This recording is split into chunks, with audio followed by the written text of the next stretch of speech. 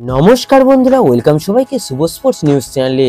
তো গাইস, বাংলায় একটা কথা আছে না, যে ধর্মের কল বাতাসে নড়ে, আর হার্দিক পান্ডিয়ার সঙ্গে ঠিক সেটাই হলো।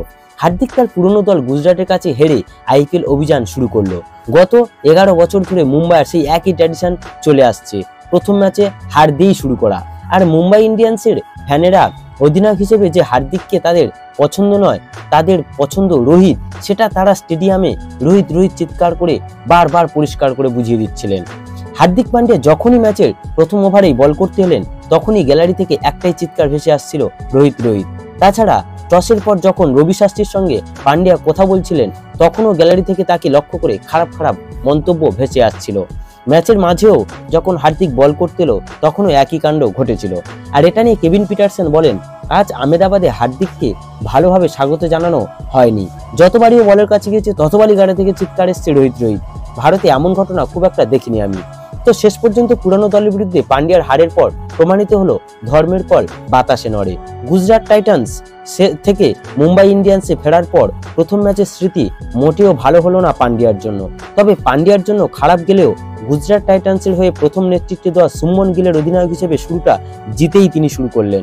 তো গুজরাট কিন্তু শুরুটা মোটেই ভালো করেনি। ছন্ন ছাড়া একটা ব্যাটিং দেখলাম গুজরাটের কাছ থেকে।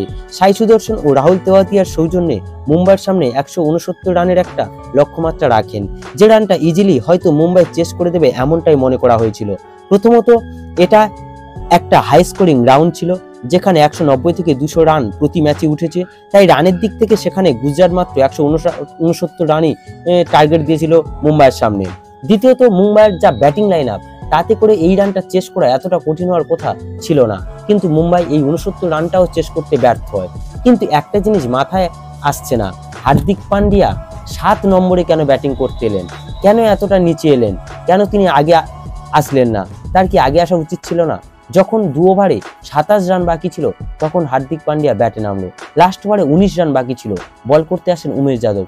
উমেশ যাদব প্রথম 2 বলে একটি 6 একটি 4-এর মাধ্যমে 10 রান তুলেও নিয়েছিলেন হার্দিক পান্ডিয়া, কিছুটা আশা জাগিয়েছিলেন। কিন্তু উমেশের তৃতীয় বলে তিনি ক্যাচ আউট হয়ে গেলে মুম্বাইয়ের জেতার আশা কার্যত সেখানেই শেষ হয়ে গেল। আর আজ যদি মুম্বাই অধিনায়ক হার্দিক পান্ডিয়া এই ম্যাচ জিতিয়ে আসতে পারত, তাহলে হয়তো মুম্বাই সমর্থকদের মনে কিছুটা জায়গা করে নিতে পারত, যেমনটা আগে ছিল। আগে যখন হার্দিক মুম্বাইয়ের হয়ে খেলতো, তখন তার বডি ল্যাঙ্গুয়েজ আর এই ম্যাচের বডি ল্যাঙ্গুয়েজের মধ্যে আকাশ পাতাল পার্থক্য দেখা গেল। তো গাইস, হার্দিক কি পারবে মুম্বাইয়ের সমর্থকদের মনে আগের মতো পুনরায় জায়গা করে নিতে? তো তোমরা অবশ্যই কমেন্টে জানাও। আর যদি ভিডিওটি ভালো লেগে থাকে, তাহলে অবশ্যই লাইক ও সাবস্ক্রাইব করে দিও।